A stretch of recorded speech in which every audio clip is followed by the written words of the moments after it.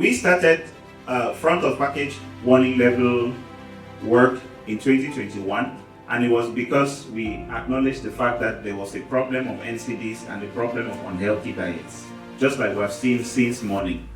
The first thing we did was to start off with the journey of evidence gathering, because one of the key studies we found out was one done by a great guy, Amide, who was able to show that if we take action on just salt in Cameroon by putting in place the strategies for salt reduction, we can reduce the number of deaths in Cameroon, and he showed that. And so we took salt as our example, because we were not going to have enough funds to research on salt, on sugar, on trans fats, and on saturated fats altogether. So we set up a mini laboratory to focus only on salt, and we went out to the field and gathered information in terms of what kind of products are mostly bought in different supermarkets. We did that particularly in Bamenda and in Yaoundé, and also in Douala. So we got that information, and then we selected those products and brought them to the lab and measured the amount of salt inside those products to see whether there was too much salt in the products or not, and how those products were labeled. So we did a label analysis as well as a salt content analysis to find out what was inside. And when we did that, I'll share with you just a few of that. Next slide, please. So we found out that first of all, the proportion of products that are sold in Cameroon that people mostly consume, we had 47% of those products had the sodium labeled, 52% had sodium not labeled at all. So we want the products that have a particular nutrient according to the current policy or the current norms by ANO. That nutrient is supposed to be labeled if present or not. So you see the amount, the number of products that has no sodium labeled and sodium labeled. And then when you look at the WHO recommendation for how much of sodium should be in 100 grams of a product, we looked at that. That's what we call threshold. How much of it should be inside. And we saw something very interesting here. We saw that 57% of the products that we had contained sodium but did not declare it, with 8% above the threshold. And so you realize the problem here is that products don't just have sodium, they don't declare the sodium inside, and then the sodium inside is above the recommended amount. So if you were supposed to not eat sodium, you will eat it without knowing from those products. And that's how bad the situation is. Now, so if you do this same analysis for sugar, and we all know what sugar is, imagine what results you're going to get. So this motivated us to show that sodium, which is one of the key nutrients that is implicated in health, the way it is labeled, how much of it is present in the food products, is a problem, and we need to work on that situation. That is one of the bases on which we went on to further our work on front of package warning labeling, which contains sodium. Next slide. So this is how the front of package warning labelings work. Once sodium or sugar is above the recommended amount in 100 grams of a product or 100 mils of a product, it is supposed to have a front of package warning label. Why? Because the calculations that have been done to determine how much should be in 100 grams is protective of health. So if it's above, it's a problem. It indicates a problem. And that's why it has to be labeled. Next slide. Now, the studies that were done after the sodium study were complex. The first one was to design the labels. So we need labels to notify people that this particular product has a high amount of salt. And so you should be careful about this product. How do we get to the label? Which label should we have?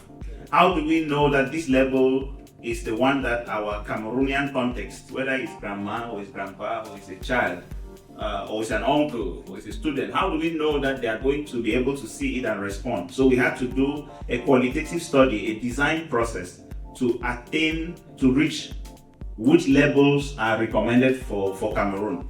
And we also had to go to the field to test those labels to see whether the labels that have been designed truly, when people see the labels, it can show them something and alert them to decide to purchase or not purchase those products. So those are the two processes that we did. One was the design process, the other was a randomized control trial. And this randomized control trial was testing the design labels for Cameroon against other labels. We knew and understood that even though literature recommends that warning labels, it's important to test it. And once you test it and compare with other labels, like the multiple traffic light label, which has green, red, yellow, you have health star rating label and the different labels, you can then see whether the substance of the warning label is true, whether it is true that it works best. So we had to do that, and so we got those results. Next slide. So this is the process of design. We brought together people and did the design process. Next slide. Next slide, right to next slide. This is part of the evaluation process. You see somebody standing and showing an icon for people to rate, to vote, to write their comments, and all of that is analyzed systematically. Next slide. We came through consensus and voting and so on, and agreed on different elements that are going to inform the label. There was an icon, there was text. Like, for example, a general question: what would you see on a product that will make you know that this product has a problem? And people would give options, and we get that information. You analyze it, and you just crystallize it, and you bring out from text to icons to images and designs and so on and so forth. It was an elaborative process. Next slide. So in the end, we came up with the fact that Cameroonians will respond better to a triangular label, like this one, where it is written on warning, and also it's bilingual, and it has some icons there, and it has some information, and that it's also black and white. So one thing we found out was people easily think that when you have red color, then it shows that the thing is very dangerous. And the challenge there is that subconsciously, black and white has an effect that is very different from what red color has. So we found out that when you have the black and white for this particular purpose, it is more impactful on the population, even than trying to put red somewhere to show that it is red. And also, what about people who are colorblind? Would they be able to always see that this is red? Okay, but those are some of the key arguments that make warning labels to be the best labels for the public health intervention. Next slide. Now, in order to make sure that there is a standard that allows the industry and everybody working on this to always quickly remember what is the level after which a product can now be considered an unhealthy product. There is something called the nutrient profiling.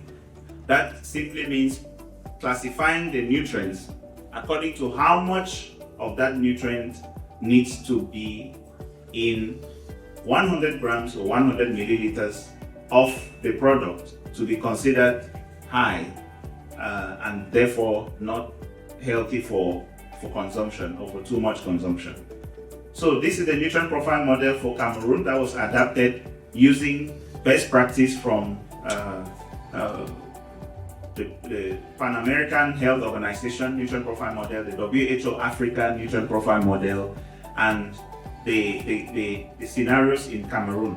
So the Ministry of Health came out with this model, which is yet to be published, but it's currently being used to foster this policy.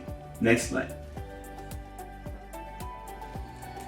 Next slide, please. So as I talked about the randomized control trial that tested the final levels that you saw in the field. Next slide. We ran it against other levels, and as you can see, some sample results there. The peak that you see is what people think about the product. With a warning level, most people, felt that that product was less healthy when you think about the product. Next slide, please. Then, when you look at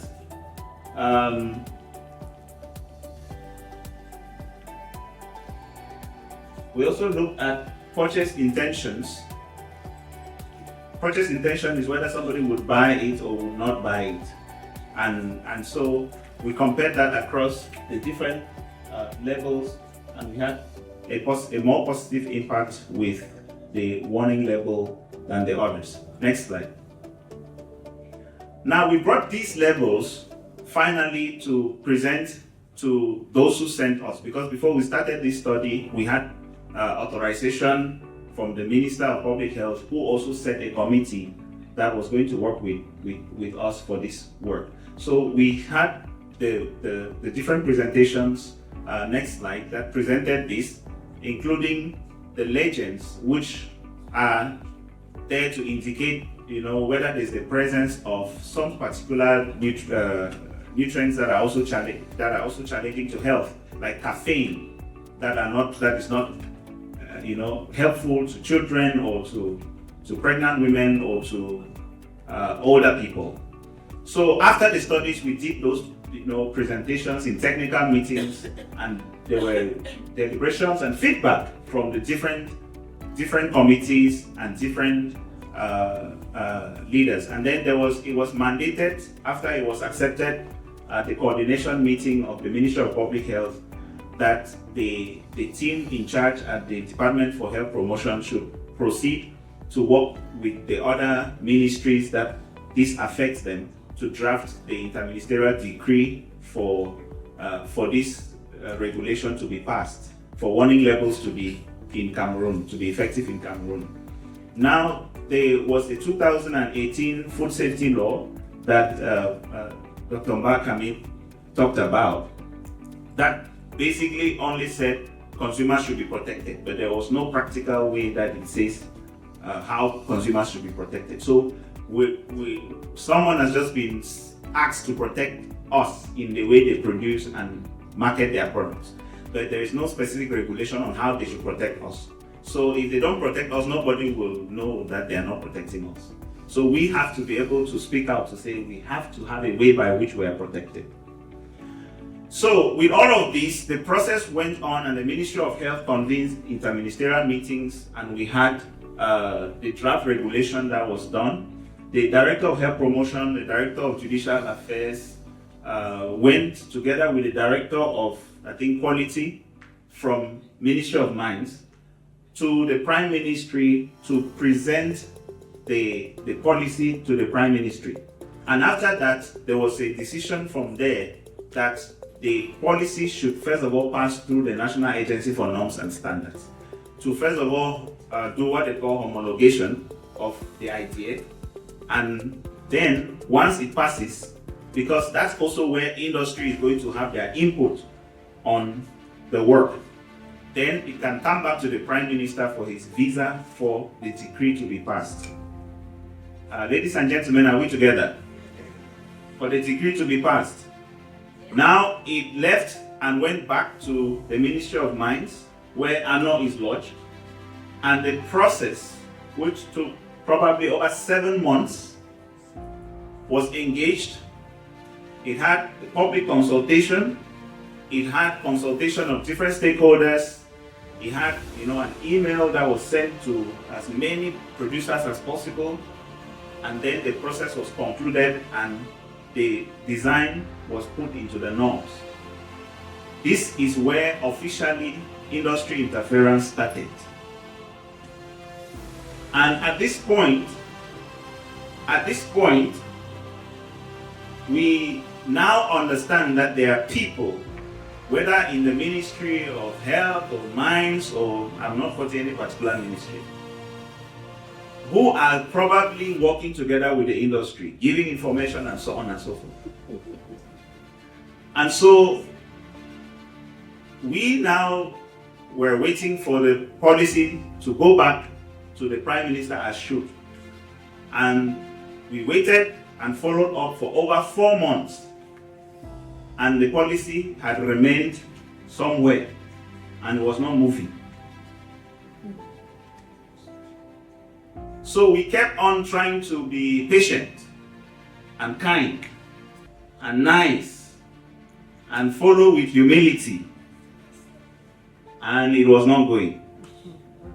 So we began to mobilize our civil society organizations working on NCDs, first with the Cameroon NCD Alliance and additional civil society organizations to come and let us discuss the matter. So we met, we discussed, we did capacity building, we trained, and then we were doing that and still waiting and hoping that there will be reason happening at the level of the ministries that are supposed to be in charge. And finally, nothing was moving. So in the end, we just heard a bird told us that the industry had written an official letter to the Ministry of Mines and also to the Ministry of Health and then to the Prime Minister, attacking the policy and indicating that the policy was too harsh. It said a good number of things about the policy. And when they said those different things about the policy, in the usual, grandiosity of government, they needed to listen to every stakeholder. And so they had to charge the Ministry of Mines to listen to the industry. And so they had a meeting and listened to the industry express their grievances. And of course, the industry was able to talk about their fears about the fact that it will reduce employment, it will be costly to them, it will make people not to buy their products. But that's what we want. We don't want people to buy the products. As long as the products are harmful, we don't want people to buy the products. What's there to bite our tongues about? There's nothing to bite our tongues about. But there's a solution. The solution is, if you want people to buy your product, the product should be healthy. That's the solution. That's the solution. So we're not going to sit and be trying to be humble that it will affect the product, but you can save yourself by making the products healthier. And the industry has resources. The industry has manpower. They have the intellectual capacity to reformulate their products and to respond to the public health problem, to the public health need. They don't have any reason to be complaining except just to complain because it inconveniences them. No, it inconveniences us more. It inconveniences us because if I was a young child and my mother is about to die younger than she should die because of diabetes, I will not be happy. And if I know that the industry is to blame, I don't care whether they are happy with their profits or they are not happy with their profits. My mother is more important than the profit in the industry. So this is what we want the government to understand and to take its position, to take care of our health. Not by listening too much to the industry, especially the arguments that the industry is not even supposed to put in place if we point a torch to it. The industry only speaks because we're allowing them to speak. But if we use the evidence, we'll realize that this thing is supposed to have passed yesterday. Supposed to have been passed yesterday. So, we mobilized civil society with the Concern for Health, and about 22 civil society organizations, we wrote to the Prime Minister. And the Prime Minister received the letter and then responded to the issue. When the Prime Minister responded and we received a call from the Prime Minister's office and went there, that is when we now realized a lot more that was going on. And when we went there, we realized that the file had just become stuck because somehow the file just had to be turning around somewhere. And finally, the Prime Minister now responded and assigned the Ministry of Mines to convene a meeting, now including everybody. And specifically, we believe it was because civil society wrote that letter that they said that they emphasized all stakeholders, because the industry is not the only stakeholder. The industry now had to sit down together on the 19th of March 2026 to read the letter that came from the Prime Minister so that everybody should be on the same page.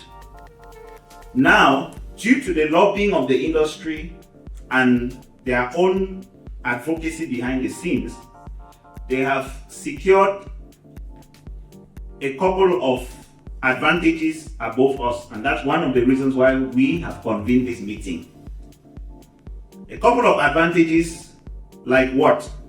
They have now requested that there should still be a relook on the design of the levels, complaining that they were not part of the process of the design. And so we're asking why they were supposed to be part of the process of design of a public health intervention that they are clearly going to intervene negatively on. So they should check the studies related to the design and then ask questions, and we'll answer the questions. Now, they are also complaining that the thresholds for the sugar and for salt, they are too high. Too low.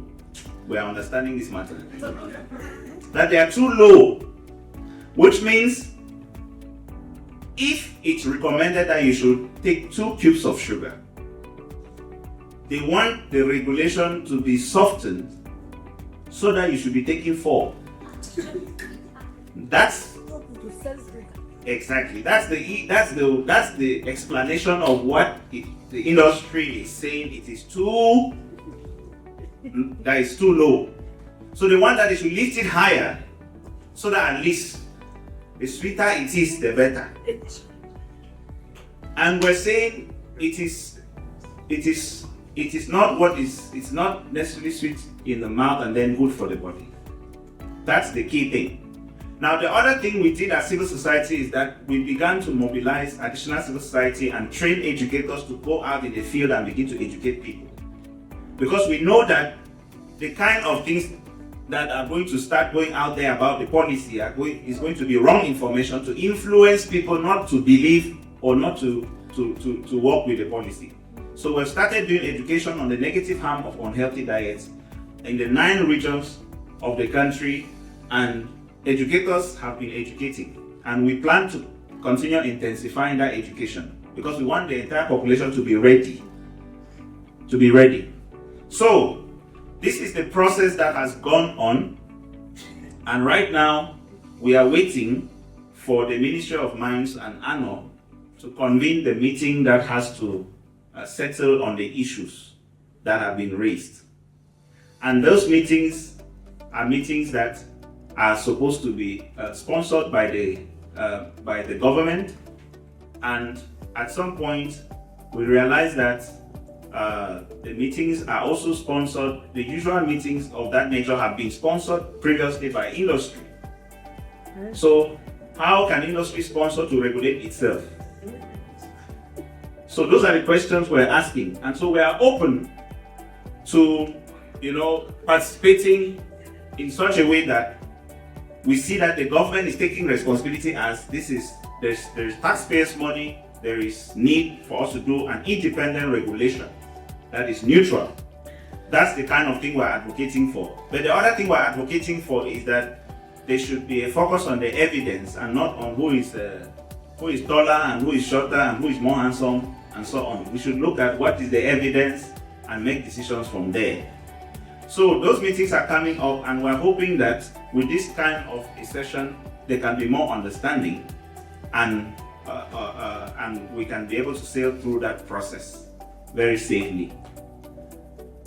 That is where we are after the studies that we have done. Next slide.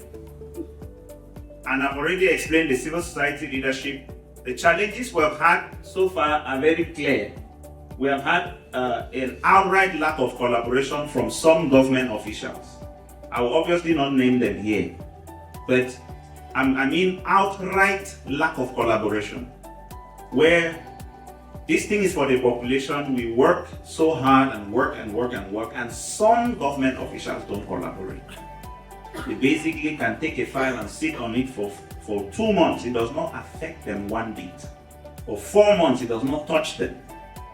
We communicate, they don't respond, and things like that. We say something, they don't respond, and so on. You're in a public office, and you have to respond, but they don't respond. And when you want to insist, they say you are bringing too much pressure. Ladies and gentlemen, that is what we have been facing. Sometimes the conflict of interest.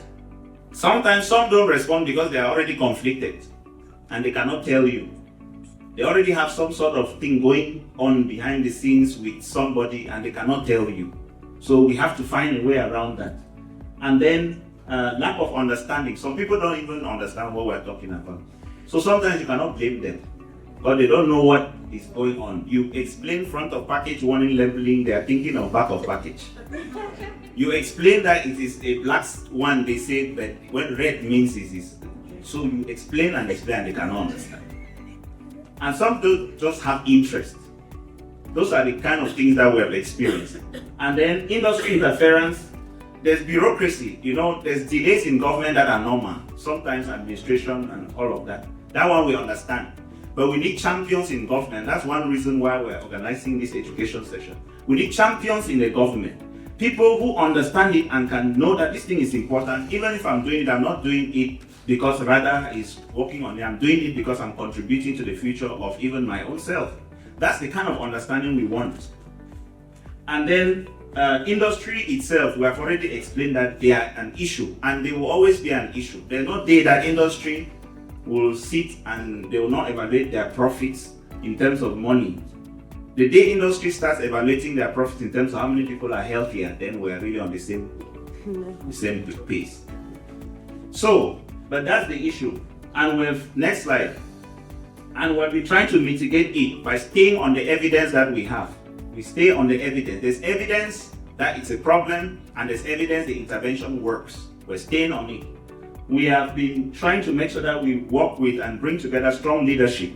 We have very strong leadership in public health in Cameroon, abroad, that we're bringing on board, upcoming researchers, leaders, and so on. We have few government champions, very few government champions, people who have understood. After several education sessions, some people have understood what we're really talking about, and they have realized this is really serious, and they are really, or if not, we would have shut down already if those champions were not there.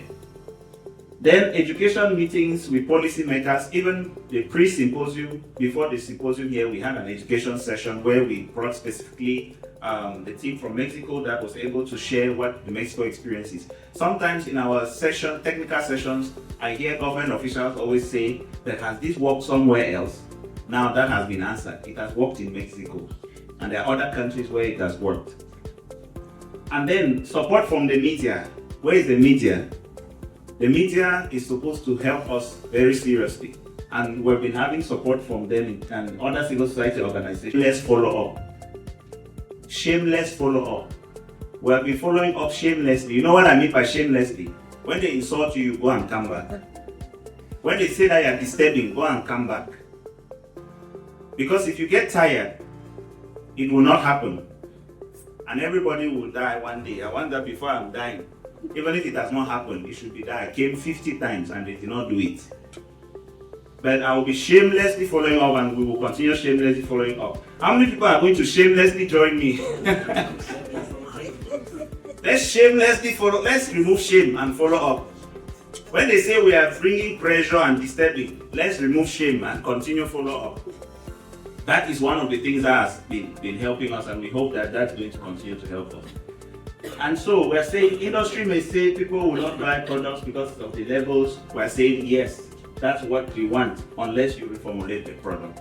And that's the end of my presentation. Thank you.